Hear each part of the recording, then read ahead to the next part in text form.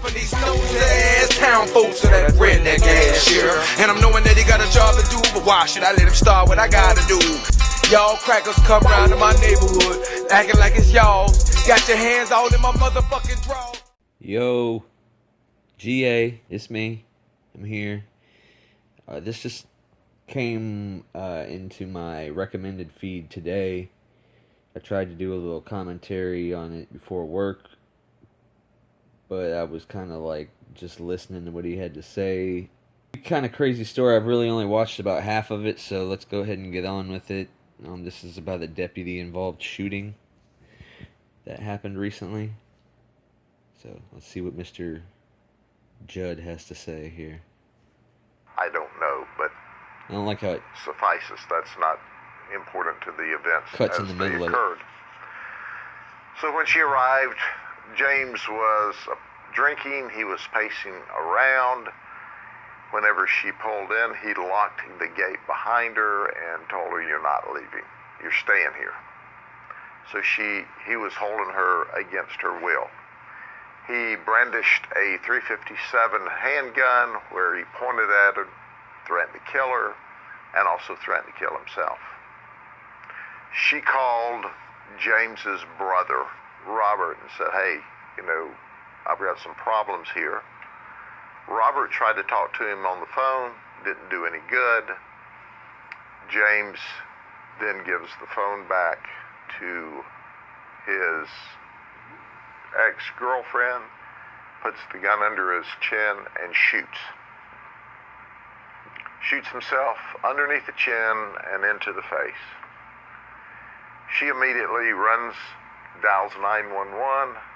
Deputies arrive. When we arrive, James is still conscious, sitting in a recliner, and it's obvious he's got extensive injuries to his face. He's got the .357 in his lap. The deputies give him commands to drop the gun, drop the gun, drop the gun, and he immediately cocks the gun. He's holding it in both hands. So he cocks the gun and he's starting to raise it up. At great risk and peril, one of our deputies decides, rather than to shoot according to protocol, I think I can save this guy's life by only shooting him in the arm or in the hand. Our deputy fires one shot, hits him in the right arm. He's holding the gun with both hands. He transitions to the left hand, and he's still got the gun in his hand. And our deputy shoots him again and shoots him in the left hand, and that ultimately goes into his thigh. He dropped the gun at that point. Deputies were able to get the gun away from him. They started giving him CPR, called in emergency services. He was rushed first to Winter Haven Hospital, then to Lakeland Regional, where he's in exceptionally critical condition from his gunshot wound. And I underscore, from his gunshot wound. The preliminary information at the hospital is that when he shot himself, there are either fragments of the bullets or of the skull or both that are deeply embedded into his brain, and his chances of survival appear very, very, very low. So obviously we start our investigations. We arrive with our homicide investigation team to work this investigation. We also do an administrative investigation for compliance with policies. Those detectives were on the scene last night. The state attorney's office was notified and on the scene last night. And the medical examiner will do the fourth investigation. All of the witness statements, our victim, who was held against her will and threatened with a firearm, tells a consistent statement, and certainly Robert, the brother, tells a consistent statement with the victim, and all of those statements are consistent with what our deputies learned, discovered, and did upon their arrival. I want to underscore that I think my deputy took a great risk to his personal life. I just want to pause here. He's going to keep banging his damn hand on the table and shaking the camera. That's the first thing I wanted to point out. But He's going to go into here talking about how the deputies didn't shoot according to protocol, which would have meant shooting to stop him. I would probably say even kill him, as you know that they have done plenty of times in the past. Yeah, that's a pretty crazy story. And I was just watching this thing about how the mind works, and they were talking about putting things into narratives and how the brain kind of does that anyway as a way to remember things. And this is all that we have to go off of in Polk County. I would love to see body cam footage of all this stuff that happened, but they just haven't allowed it yet. In order to try to save the life of James last night, because the protocols are you shoot to stop the threat, and trying to shoot arms and legs intentionally is a very dangerous maneuver, because if you miss, it gives him the opportunity to shoot and kill you. But I applaud the fact that he was doing everything possible to save James' life last night. While this shooting happened, he's already had a gunshot like in his chin. He was already like dying. He's still with the gun. Yeah, he still had the gun in his hand, and when we were telling him to drop the gun was in his lap in his hands, he cocked the gun again and started to raise it up. I really like to see this. Certainly, the deputies, for fear of their life, all had the opportunity to legally shoot him, and immediately end the threat. But our deputy chose to try to shoot him in his limbs, in his hands and his arms, in order to stop the threat. See, I still kind of wonder if that's 100% true, or if the guy was possibly missing. There's no way to tell that either. Whatever. And to use force that would obviously cause him to become deceased immediately. So the investigation is underway. We don't see any indication of any conduct other than what's been described to you this morning. The witness statements coincide with the deputy statements, and once again they put their life at significant risk last night.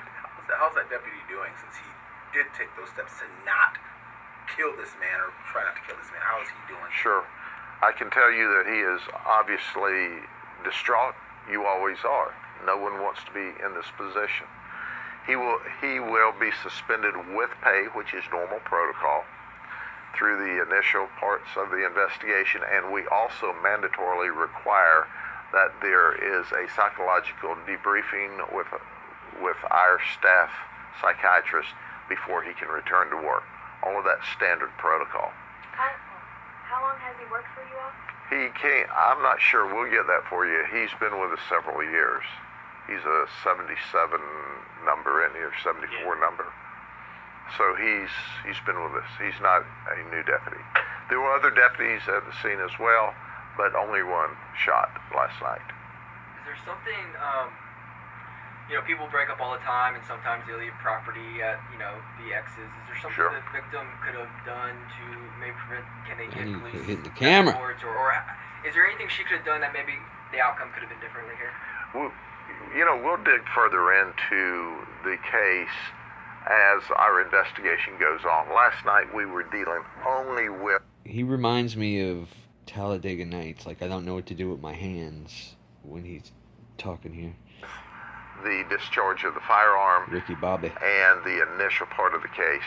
But at the end of the day, I don't know how she ended up there on a Friday night to retrieve the dog, if it was mutual agreement. That's details we'll work out later. But at the end of, when you look at the investigation, however, he'd been drinking heavily. He was pacing around. He was dangerous. He had a firearm. He threatened to kill his ex-girlfriend. He threatened to kill himself. He actually locked the gates to prevent her from leaving. And when Robert arrived, he took a set of bolt cutters and cut open the gates. So at the end of the day, it was just a terribly bad domestic violence event that, by the grace of God, none of our deputies were shot and killed last night, and he chose to take his own life. And we're fortunate that he didn't decide to take his ex-girlfriend out, because he was incredibly distraught that he couldn't have her back. What about his criminal history? Is he a person that you all are familiar with? He has some arrests from a long time ago, but no, he's got I think a lewd conduct and one other charge, but it was from literally decades ago. Does he have kids, or where does he work? Oh, I don't have that information this morning. Keep in mind the shooting just happened last night. Our detectives worked through the night. All of those kinds of questions will be dealt with in the follow-up investigation. And as is our policy here, we send you the best information we have at the time. Do I think these details we have for you today will change? No, there's no reason to believe that they will. But any investigation where we release information early is certainly subject to modification as the investigation goes on. And those kind of questions we'll ask later on. The deputy making the move that he did, what do you encourage, I guess, deputies to do, since it's not, well, they're not supposed to just shoot arm or leg, they're supposed to shoot to stop the threats. What do you encourage? What I encourage our deputies to do is to follow their training and the protocols, because they're designed to protect not only themselves but other people in the area. And certainly when someone threatens you with a firearm and poses an immediate threat to your life or someone else's, great bodily harm or death, you have the right to neutralize the threat. Well, he neutralized. Unless you're a citizen and that person is the police, then you have no right to do anything. And I see cops draw down on people for no freaking reason. I just seen one. I'll go ahead and shout out Lady D, Miss Free, I believe it is, mirrored a video that I just watched where down in I think it was in Miami-Dade area. Can't remember the actual city, but the guy draws down on a kid because he pulled up too close to him with his car, and then proceeded to pull him out through his window and body slam him on the ground and break his leg. This shit's just out of hand. It's the threat last night, but every time there's a shooting, they ask, well, why can't you shoot him in the leg or the arm, or which is what happened last night. But that doesn't guarantee the threat's neutralized. Where should they shoot? Depending, what we tell people is we shoot to neutralize the threat, and that's a center mass shot to the chest. And the reason for that is clear, that the only time you shoot, that's not your first option, that's your last option. When this person poses an immediate, significant threat of life to you or to someone else. So I can tell you this deputy really risked his life, because even when he shot the one arm, he was still holding the gun in the other. So he was still able to shoot the deputy, and then the deputy shot him again. But it was the grace of God. When he shot that one arm, he still could have discharged the firearm. So it was a very tense scene last night. Our deputy at great peril, great risk to his life, to try to save James's life last night. Were there other deputies in the room when all of this happened? There were two other deputies there, and they did not shoot. Just last question for me. Were your deputies aware of what had transpired before they arrived, that he had shot himself? Was that? They were told while they were on the way there that he had shot himself, and they were immediately, so they knew he had not shot himself when they were dispatched. James shot himself during our travel period, and we did receive communications that he had shot himself. Quite frankly, they expected to go in and find him deceased. So it was somewhat of a shock when they walked in there, and here's a guy sitting in a recliner with his face all shot up and a handgun in his hand. And when they started commanding that he drop the gun, he actually cocked the gun again. It sounds like it happened in a matter of seconds when they just got in the house. That's how quick it happens. Seconds. Also, since you're here, what is your reaction, or when you heard that your helicopter went down, and then the traumatic rescue from the... That's a good question. I want to go find out how much it cost for them to put that fucking thing in the air. because they put it up in the air a lot, and I'm sure it's not cheap. Crash landing, eh? Well, whenever that event occurred, I was in Washington, D.C., meeting with the Attorney General. And I'll probably talk more about that last week. So, well, I'm sorry, I was on my way to Washington, D.C. to meet with the Attorney General. So I was in the plane in the air when our helicopter crashed. And I got the initial briefings, and I just thank God that everybody's alive and well. Helicopters can be replaced, lives can't.